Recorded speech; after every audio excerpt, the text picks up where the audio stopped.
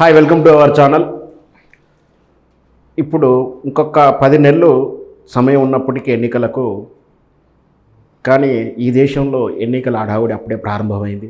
ముఖ్యంగా ఈ ప్రతిపక్ష పార్టీలన్నీ ఒక కూటమిగా ఏర్పడడం, అధికారంలో ఉన్నటువంటి బీజేపీ కూటమి కూడా మళ్ళీ ఇంతవరకు నిర్లక్ష్యం చేయబడినటువంటి కూటమి మళ్ళీ తిరిగి సన్నాహకాలు ఏర్పాటు చేస్తున్నారు. అంటే ఒకవైపు అధికారం కోసం, అధికారమే పరమావధిగా కొన్ని పార్టీలు ఒక కూటమిగా ఏర్పడుతుంటే, ఉన్న అధికారాన్ని కాపాడుకోవడానికి బీజేపీ పార్టీ ఇంకొక కూటమిని తయారు చేస్తుంది. కానీ ఇంకొక మూడవ కూటమి ఏంటంటే, ఎవరికి మద్దతు ఇవ్వకుండా తటస్థంగా ఉంటున్నారు. ఇది మనందరికీ తెలిసిన ఇంతవరకు అయినప్పటికీ ఇంకొక నాలుగొక క్లాసిఫికేషన్ కూడా ఉంది. అది ఎవ్వరికీ అంటరాని పార్టీగా మిగిలిపోయింది. ఒక పార్టీ, అది తెలుగుదేశం పార్టీ. ఇక్కడ ఏంటంటే, తెలుగుదేశం పార్టీని ఎన్డీఏ కూటమి వాళ్ళు పిలవట్లేరు. ఇప్పుడు యూపీఏగా పిలువబడుతున్నటువంటి ఆ ప్రతిపక్షాల కూటమి కూడా పిలవట్లేదు. సో తను తటస్థం అంటే తటస్థం కాదు వాస్తవానికైతే. సో ఇక్కడ ఈ తెలుగుదేశం పార్టీకి ఈ పరిస్థితి ఎందుకు వచ్చిందో ఈ వివరాలన్నీ కూడా ప్రస్తుతం మనతో ఉన్నటువంటి పొలిటికల్ కన్సల్టెంట్ బాలగారు ఉన్నారు. ఆయనతో అడిగి పూర్తి వివరాలు తెలుసుకుందాం. నమస్కారం సార్. నమస్తే సార్, ఈ కూటమిల ఏర్పాటు మన దేశంలో ఈ కూటమిల అంటే ఈ అధికారంలో పార్టీకి దింపడానికి కూటమిలు ఏర్పాటు చేయడంలో మన తెలుగుదేశం పార్టీ ఎన్టీ రామారావు గారు ఉన్నప్పటి నుంచి కూడా తెలుగుదేశం పార్టీ పెట్టింది పేరు. అప్పుడే నేషనల్ ఫ్రంట్ పెట్టినప్పుడు కానీ, ఆ తర్వాత పెట్టిన కూటమిలో కానీ చక్రం తిప్పిందంతా కూడా తెలుగుదేశం పార్టీ. అయితే అప్పుడు ఎన్టీ రామారావు గారు లేదా చంద్రబాబు నాయుడు గారే. అంత కీలక స్థానం ఉన్నటువంటి చంద్రబాబు నాయుడు లేదా తెలుగుదేశం పార్టీ ఈరోజు ఎవరికి అక్కర లేకుండా అంటరాని వాడిగా మిగిలిపోయాడు, ఒంటరిగా మిగిలిపోయాడు. ఈ పరిస్థితి ఎందుకు వచ్చింది? అంత కాకుండా పోయిందా తెలుగుదేశం పార్టీ ఈరోజు? అంటే ఒకటి చరిత్రను మనం ఒకసారి చూసుకున్నప్పుడు చాలామంది రాజకీయ నాయకులు, రాజకీయ పార్టీలు ఇండియన్ నేషనల్ కాంగ్రెస్ అనేది ఏదైతే చెప్పుకుంటున్నామో, ఈ ఇండియన్ నేషనల్ కాంగ్రెస్ పార్టీ ఉన్నప్పుడు టైం నుంచి కూడా అంటే గాయి బచ్చడు అంటే ఆవు దూడ, గాయి బచ్చడ అండ్ ఆవు దూడ ఉన్నప్పుడు ఆ సింబల్ దగ్గర నుంచి మళ్ళీ ఇది ఇండియన్ నేషనల్ కాంగ్రెస్ కింద మారిన తర్వాత హస్తం అని గుర్తొచ్చిన దగ్గర వరకు కూడా మనం ఒకసారి చూసుకుంటే సుదీర్ఘంగా పాలించిన పార్టీలలో ఏమన్నా ఉన్నాయంటే అది కాంగ్రెస్ పార్టీ. కేవలం ఒక కాంగ్రెసే. దాని తర్వాత ఒకసారి మనం చూసుకుంటే చాలామంది మనం ఏమనుకుంటామంటే రాజకీయాలలో పండిపోయిన వాళ్ళలో కాంగ్రెస్ నుంచి వచ్చారు అని అనుకుంటారు. అందరు పప్పులో కాలేసిన వాళ్ళే. రాజకీయాలలో పండిపోయిన వాళ్ళు ఎక్కడి నుంచి వచ్చారంటే ప్రజల్లో నుంచి వచ్చిన వాళ్ళు. వాస్తవానికి ఈ ప్రజలలో నుంచి కొంతమంది మేధావులు ప్రజా సమస్యల మీద రాజ్యాంగం మనకు వచ్చిన తర్వాత రాజకీయం ఎలా ఉండాలి, ఈ రాజకీయ వ్యవస్థలు ఎలా ఉండాలి, అలానే గవర్నమెంట్ వ్యవస్థలు ఎలా ఉండాలి, కార్యనిర్వహణ వ్యవస్థలు ఎలా ఉండాలి, దాని మీద ప్రజలకు అవగాహన పెద్దగా లేకపోవడం వల్ల అందరికీ సమానమైన ఒక పాలన ఇవ్వాలి, సమానమైన భవిష్యత్తుని ఇవ్వాలి, బతుకునివ్వాలి అనే కాన్సెప్ట్లో మనం ఒక రాజ్యాంగాన్ని కూడా రాసుకున్నాం. కాబట్టి దాన్ని డెలివరీ చేయడం కోసమే మనం రాజకీయ వ్యవస్థ అనేది మనకుంది. ఈ రాజకీయ వ్యవస్థని గెలిపించేది ఎవరు? ఎండ్ ఆఫ్ ద డే ప్రజలు. కానీ 1947 నుంచి ఈ రోజు వరకు మరి ప్రజలు రాజకీయ నాయకులను ఎన్నుకుంటున్నారు అనే భ్రమలో మనం ఉన్నాం. వాస్తవంగా కాదు. రాజకీయ నాయకులు ఒక గ్రూపుగా ఫామ్ అయ్యి ఏ ఓటర్ కావాలనో వాళ్ళు సెలెక్ట్ చేసుకుంటున్నారు. ఇక్కడ ఓట్లు వేస్తున్నారు, కానీ ఆ ఓట్లు వేసే ఓట్లను కూడా రాజకీయ పార్టీలు సెలెక్ట్ చేసుకుంటున్నాయి. ఎలా, ఏ తరహా వేయాలి, ఎవరిని గెలిపించుకోవాలి, మీరు క్యాస్టు, రీజను, రిలీజియస్, లేకపోతే ఇంకా రకరకాలుగా క్రీడు అన్నీ, అంటే ఒక ప్రాంతానికి, మతానికి, వర్ణానికి, వర్గానికి అన్ని రకాలుగా చీల్చేసి జనాలని సెలెక్ట్ చేసుకుంటున్నారు ఈ పార్టీలన్నీ.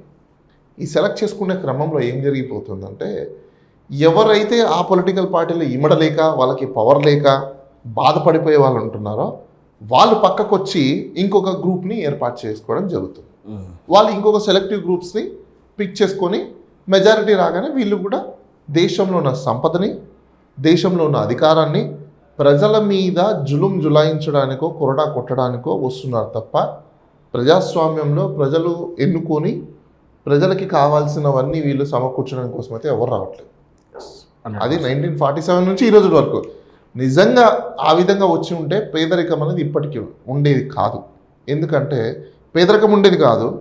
అదేవిధంగా అనిల్ అంబానీనో, ముఖేష్ అంబానీనో, లేకపోతే టాటానో బిర్లానో లేకపోతే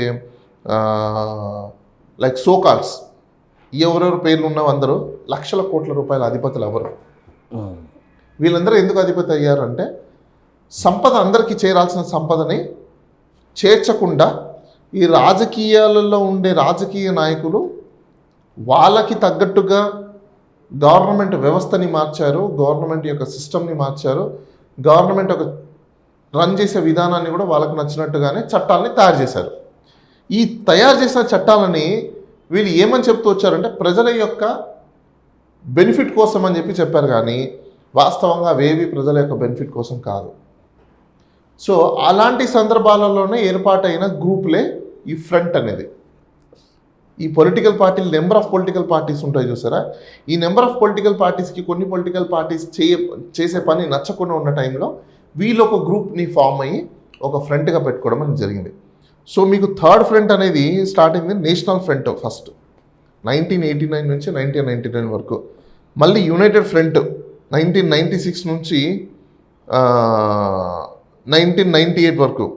ఈ నేషనల్ ఫ్రంట్లో కూడా మీకు జనతాదళ్ళు ఎన్టీ రామారావు గారు ఉన్న టైంలో విపి సింగ్ వీళ్ళందరూ కూడా ఇట్లాంటి వాళ్ళు చంద్రశేఖర్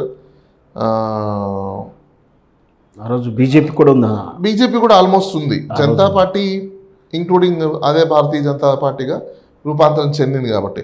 దాని తర్వాత మీకు 1996 నుంచి 1998కి మళ్ళీ యునైటెడ్ ఫ్రంట్ అని ఒకటి వచ్చింది. యునైటెడ్ ఫ్రంట్ బ్రాకెట్లో ఇండియా అని చెప్పేసి అక్కడ కూడా జనతా వాళ్ళు, Samajwadi party, DMK party, Telugu Desam party ఇలా రకరకాలుగా తృణమూల్ కాంగ్రెస్ పార్టీ ఇట్లా మొత్తం కొంతమంది అందరు ఫామ్ చేసి అప్పుడు కూడా దేవగౌడని తీసుకొచ్చారు. దాని తర్వాత యునైటెడ్ ప్రోగ్రెస్ అలియన్స్ 2007 నుంచి 2009 వరకు మళ్ళీ అదొకటి వచ్చింది. అప్పుడు కూడా ఈ చిన్న చిన్న పార్టీలన్నీ. దాని తర్వాత మళ్ళీ సిపిఐఎం లీడింగ్ ఒకటి వచ్చింది ఫ్రంట్ 2009లో. అంటే సిపిఐ సిపిఎం వీళ్ళతో అది కూడా ఊసిపడ్డాయి. తర్వాత 2019లో ఫెడరల్ ఫ్రంట్ అని ఒకటి వచ్చింది. దీని రూపకర్త ఎవరంటే తెలంగాణలో ఉన్న కేసీఆర్ గారు. ఓ ఫెడరల్ ఫ్రంట్ అని చెప్పి తీసుకొచ్చారు. పాపం ఆశ్చర్యపోవాల్సింది ఏంటంటే ఆయనకి ఏ పార్టీ తోడు రాలేదు. ఆయన సింగిల్ పార్టీ, ఆయన ఒక్కడే ఉన్నాడు, ఆయన ఒక్కటే మిగిలాడు. వికీపీడియాలో కొట్టినా కూడా ఆయనే కనిపిస్తాడు మీకు, ఇంకా మిగతా ఎవరు కనిపించరు. ఇవన్నీ ఎందుకు ఫ్రెండ్స్ వస్తాయి అంటే బేసికల్గా మీకు సువట్పురం దొంగలు ఐడియా ఉందా మీకు? తెలుసు. వాళ్ళు ఒక గ్రూపులుగా విడిపోయి నువ్వు ఆ ప్రాంతాన్ని దోచుకో, నువ్వు ఈ ప్రాంతాన్ని దోచుకో, నేను ఈ ప్రాంతాన్ని దోచుకుంటా అని చెప్పేసి అని ఒక రెజల్యూషన్ పాస్ చేసుకుంటారు. అవును, వాళ్ళ కట్నం కింద కూడా ఊర్లో భాగాలు ఇస్తారు. మీరు ఈ 2 జిల్లాలు మీరు దోచుకోండి అని కట్నం కింద కూడా ఇస్తారని. సో అదే విధంగా వీళ్ళు కూడా దేశంలో సర్టన్ ప్లేసెస్ని, సర్టన్ సెగ్మెంట్స్ని దోచుకోవడం కోసము ఏర్పాటయ్యేదే ఈ ఫ్రంట్స్ అన్నీ. ప్రజల కోసం వీళ్ళేదో చేయడానికో, ప్రజాస్వామ్యంని బతికించడానికో, లేకపోతే ప్రజలకి చెప్పే వీళ్ళు మనం పోరాడాలి, స్వతంత్రం రాకముందంటే పోరాడితే దానికి ఒక విలువ ఉంది, దానికి ఒక అర్థం ఉంది సార్. భారతదేశంలో స్వతంత్రం వచ్చిన తర్వాత ఎవరితో సార్ పోట్లాడాలి? వీళ్ళు పేదరికంతో సమస్యలతో పోరాడతలేరు. అసలు నాకు క్వశ్చన్ ఇవ్వండి సార్, పేదరికంతో సమస్యలతో ఎవరైనా పోరాడతారా? వాళ్ళు పేదవాళ్ళు తమ పేదరికంతో వాళ్ళే పోరాడారు. అసలు రాజకీయ నాయకులు ఎవరితో పోరాడాలి ఇప్పుడు చెప్పండి నాకు? బ్రిటిష్ వాళ్ళతో పోరాడాలన్నా, పాకిస్తాన్తో పోరాడాలన్నా, ఆఫ్ఘనిస్తాన్తో పోరాడాలన్నా, రష్యాతో పోరాడాలన్నా, శ్రీలంకతో పోరాడాలన్నా, ఎవరితో పోరాడాలి? మన దేశంలో మన రాజకీయ వ్యవస్థ, మన గవర్నమెంటు, మన ప్రజలు, మన సంపద, మన యొక్క అభివృద్ధి మనం పంచుకోవాలి. ఎవరితో పోరాడాలి ఇప్పుడు? పోరాటం అంటే మనకు అగేన్స్ట్ ఉన్న వాళ్ళతో పోరాడాలి. ఇది ఒక ఇంత విచిత్రంగా మనకు అనిపించట్లేదా? పోరాడాలి అనేది అంటే దాని అర్థము ఆ గ్రూపులో కొట్టుకోవడం, ఆ గ్రూపులు పోరాడుకోవడం కోసము పిచ్చి జనాలు పాపము వీళ్ళు ఓట్లేసి ఆ గ్రూపుల్ని గెలిపించి ఇది దోచుకోవడం కోసం వీళ్ళు, అది దోచుకోవడం కోసం వాళ్ళు, ఇంకోటి దోచుకోవడం కోసం ఇంకోటి. ఈ గ్రూపులు వస్తే గ్రూపులు వచ్చిన దానికి వీళ్ళు జై అంటున్నారు అంతే. ప్రజలు కూడా ఏంటి, ఆ దోచుకున్న దాంట్లో వీళ్ళ కార్యకర్తలు కొంతమంది, వీళ్ళకి సపోర్టర్స్ కొంతమంది, సింపథైజర్స్ కొంతమంది ఉంటారు కదా, వాళ్ళకి కొంచెం వాటా వస్తుందని చెప్పి సో ఆ దోచుకోవడం కోసము వీళ్ళు క్రియేట్ చేసుకునే గ్రూప్స్. ఇప్పుడు మళ్ళీ ఇప్పుడు కొత్తగా ఈ ఫ్రంట్స్ ఏవైతే ఉన్నాయో ఎన్డీఏ కానీ యూపీఏ కానీ లేకపోతే ఈ ఫెడరల్ ఫ్రంట్ అనేది కానీ ఈ అన్ని ఫ్రంట్లో అన్ని రకాల పార్టీలు పోయి జాయిన్ అయ్యాయి. ఇంక్లూడింగ్ ఏ రోజు ఒక ఎమ్మెల్యే పెట్టుకున్న జనసేన కూడా వెళ్ళింది.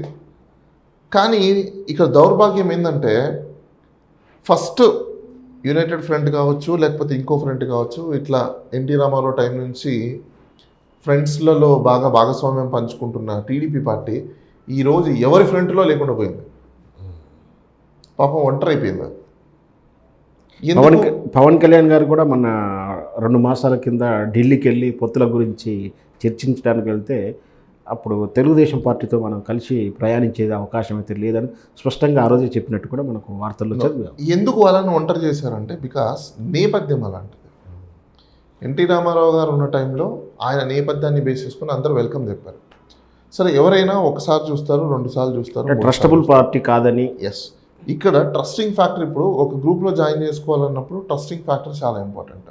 ఇప్పుడు గతంలో ఉన్న ఆ ట్రస్ట్ ఫ్యాక్టర్ ఏదైతే ఉందో అది బ్రీచ్ అవుతూ వచ్చింది కాలక్రమేణా. ఆ బ్రీచ్ అయినప్పుడు ఇప్పుడు ఈయన ఒంటరి అయిపోయారు. ఈయనను ఎవరు నమ్మడానికి రెడీగా లేరు ఇప్పుడు. ఎందుకంటే రేపు ఏం మళ్ళీ రివర్స్ అవుతుందో. ఇప్పుడు ఈయన మనల్ని ట్రస్ట్ చేసి మనం వెళ్తే రేపు మళ్ళీ ఇతను రివర్స్ అయిపోతే పరిస్థితి ఏంటి అని ఏ గ్రూప్ వాళ్ళు కూడా ఈయనని వెల్కమ్ చెప్పడానికి ఈరోజు రెడీ లేరు. ప్లస్ ఇంకో ప్రాబ్లం ఏంటంటే ఈయన ప్రతిసారి కూడా అభివృద్ధి చేసే దగ్గర లేకపోతే సిస్టమ్ని రన్ చేసే దగ్గర అడ్మినిస్ట్రేషన్ దగ్గర బాగానే ఉన్నాడు, కానీ ట్రస్ట్ ఫ్యాక్టర్ని బిల్డ్ చేసుకోలేకపోయాడు.